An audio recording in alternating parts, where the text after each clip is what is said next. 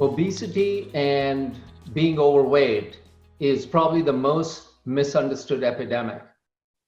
People who are overweight or trying to deal with obesity live under the stigma that either they are lazy or they need more self-control. And if only they ate less and exercised more, that will solve the problem. This epidemic today is larger than smoking. 80% of the people who are obese or overweight suffer from at least one or more of these comorbidities. And at the top of the list is gut-related disorders, IBS, GERD, acid reflux, and which are again impacted immunity, or cardiovascular risks like hypertension or cholesterol. And then in smaller population, you deal with inflammatory skin issues, gut-related issues, and then type 2 diabetes. And the total cost, either through the individual out of pocket, the employer, or the insurer, collectively spends about $1 trillion a year. Obesity and being overweight has gone from clearly a significant health risk to now it is a serious lethal risk. And if you are obese or overweight, the chances are if you do get admitted in the ICU because of coronavirus infection, your chances of leaving the ICU healthy dramatically drops. If you look at the risk of these illnesses, obesity and the associated comorbidities, they vary significantly by ethnicity. And the reason is very simple. The underpinnings are in your genetics and your gut microbiome individuality. The best way to deal with these comorbidities and illnesses is to reduce your weight. And this is medically the most powerful method if you're dealing with type 2 diabetes, hypertension, sugar-related issues, sleep, cholesterol, chronic pain, GERD, or even PCOS. I want to share a little bit of how I got interested in personalized wellness and the inspiration behind the business. This journey started about 15 years ago. I was in my early 40s when I was diagnosed with 3 of my major arteries over 90% blocked. And I was being asked to go through an emergency triple bypass. By every measurement of medical health, I should have been in perfect health. I had an ideal BMI. I never smoked. My breakfast was 0-fat milk, oatmeal, orange juice, multigrain bread, and egg white. And so obviously, I used to run and swim.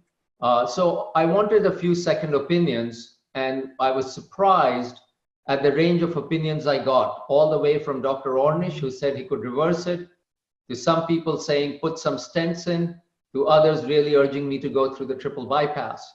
And that's when I realized it reminded me of 10 blind, wise monks trying to define an elephant. I was convinced that they were partly, everyone was right, but when it came to whole of me, I knew they were all wrong. I was fortunate to have some time on my hands, and I decided to dig into the science and literature, try to understand what's the best decision for me. I was fortunate I live about a quarter mile from Stanford, and a couple of doctor scientists took a liking to me and effectively became my tutor. After 7 months, I decided I don't need to go through a surgery. But what I realized is our body is a complex chemical factory. And what you see here is the schematic of your metabolism. And this is basically the instruction manual of that chemical factory. The air you breathe, the water you drink, the food you eat, and how it's broken down and then converted into whether your ability to fight a virus or create energy or basically convert into a tissue is schematically, that is the schematic of your instruction manual. What surprised me even more is, and this instruction manual is different for everyone. And what surprised me more was that there are 14 sizes of shoes, 18 sizes of clothing, but the most important thing we consume every day, food, we have been made to believe there is one size fits all. And everybody has their own version of what that magic one size fits all is. It's paleo, it's ketogenic, or you should eat coconut oil, or you should use ghee, or you should, almonds is the superfood. And nothing could be further from the truth. Because to truly understand what instruction manual works for you, or what is your instruction manual, it's important to understand what makes us different. The entire instruction manual of the chemical factory that we are is encoded in these 23 chromosome pairs. And think about that as 23 chapters of your instruction manual. And in each chapter, there are subsections or paragraphs. Those are your genes. And there are 3 billion character pairs that basically define your instruction manual. And it is almost the same for all of us, almost, because 1.3 million of those 3 billion character pairs, for somebody where there is a C, for somebody else it's a T. And that's what makes somebody tall or somebody short, somebody fair, somebody dark, or that's the difference for whom almond may be a superfood, while for somebody else that may not be, that may be an inflammatory food.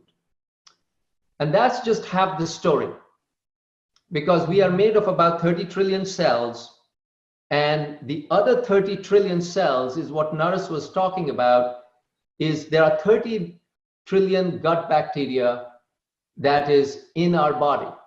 And each bacteria is its own chemical factory. They have their own DNA code, and this bacteria is producing, as Naresh mentioned, they eat the food or the remaining of the food of what we eat and create short chain fatty acid. They create different kinds of metabolites. 80% of the serotonin that is produced in our gut. And the range of genetic variants that you have in the bacteria far exceeds our own genetic variants, because all our cells have the same genetic code. And a healthy gut biome is like, think about like an Amazon forest. There are tall trees, short trees. Naresh mentioned keystone bacteria. These are the foundational trees in your ecosystem. You can think of those. And there is good and bad animals, but they are all coexisting and balancing, creating a healthy ecosystem. Today, the gut microbiome is accepted medically as the next organ. And if you take the total weight of all the microbiome, it is about the same weight as the human brain. And they regulate a range of disease and a range of health in all of us.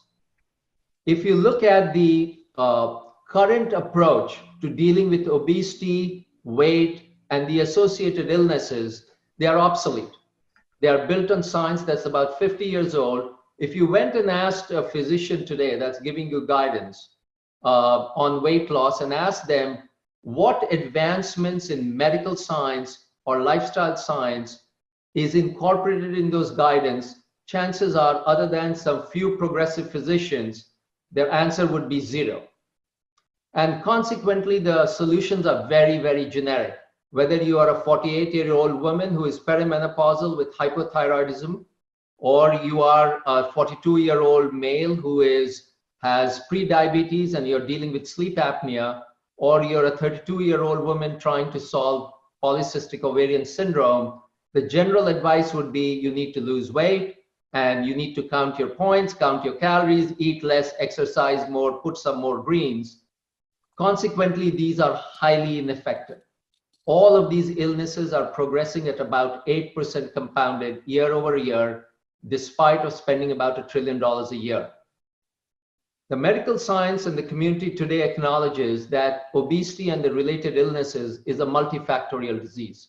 It's really the interaction of your genetic risk profile, your microbiome risk profile, interacting with your lifestyle risk factor. And the lifestyle risk factor in most cases may not be too much food. It could be the wrong kind of food. It could be what we just talked about, lack of mindful eating. It could be stress. It could be the fact that you don't have access to the kitchen every night. You're a traveling salesperson. You're a busy executive. And we are the first company that has connected all these dots, whether it's your genetics, your gut microbiome, your traditional lifestyle markers of HDL, LDL, in many cases, medication itself, because the medication you're taking might be solving something and might be creating something else. And we use machine learning to analyze, aggregate this information. And then through the app and a care team that's trained in cognitive behavior therapy, we help you create a very personalized care pathway that starts with a nutritionist or a dietitian who specializes in your comorbidity. We have a layer of genetic counselors and scientists and pharmacists. Our care team is run by an internal medicine physician, and our chief medical officer designed obesity and allergy program for Kaiser. Based on the human studies we conducted, we delivered 2 to 3x better result than anything that exists today, digital or non-digital. And based on that, we are the first company that is a genetic microbiome-based obesity and comorbidity management platform that is covered by Blue Shield of California. So Blue Shield covers our programs for its 4 million members, and it's a fully covered program. Based on the results of about 400 patients that were Blue Shield patients, we are not only able to deliver weight reduction and reduction in hemoglobin sugar, but across the board, reduction in these comorbidities. And the process starts in a very simple way. We ship your DNA kit, we ship your microbiome kit, we use the app to track your weight, look at your traditional blood markers, we look at your known medical conditions and how you feel. And the software starts analyzing that. We look at your daily rhythm, which Naresh was talking about. We look at when you sleep, when you wake up, how often do you eat, the time between your last meal and your first meal. And then we help you connect these dots. So the day you are sleeping well, we can tell you what meals you eat. The day you are not sleeping well, the software can tell you what meals you are eating. And eventually, we look at your genetics. We look at what foods are inflammatory to you: gluten, lactose, caffeine, salt. We look at what kinds of foods will best work for you based on in terms of protein or carbs or different kinds of fats, and your genetic predisposition to various vitamins. One of the things we notice in many of our patients is a lot of people are taking probiotics from nutraceuticals. And today, if you don't know, you have to ask 2 questions. First, do you need it? Because if you don't need those probiotics, you're not sure, you might be hurting yourself, because you're now putting bacteria in your body that your body may or may not need, and you may disturb the balance. And one of the things we look at is what Naresh was talking about, the keystone bacteria, Lactobacillus akkermansia, Bifidobacterium, and Kristinella, and to really look at what levels of abundance you have and the diversity you have and your ability to produce these short-chain fatty acid bacteria. And then 12 weeks later, we ship you another biome kit to see how your bacteria has shifted, so that you're not just going and spending money on these probiotics that your body may not need, much less. The second question you have to ask is, if you buy these probiotics, and will it colonize? And the equivalence is, if you throw a seed in a garden, if you don't have the right soil or the fertilizer, those seeds are not going to grow. So again, it's important to first, and the analogy I give to people is, if you're trying to bring these 2 animals into a jungle, you need to make sure what exists in the jungle. If there are animals like elephants and rabbits and pigs, these 2 animals will survive in that jungle. That's your ecosystem. But if that is the structure of your gut microbiome, throwing in some good bacteria is not going to help colonize that. And so basically, personalization of what you eat, what kind of exercise you do, is going to become the game changer. And many of you have heard the saying that food is medicine.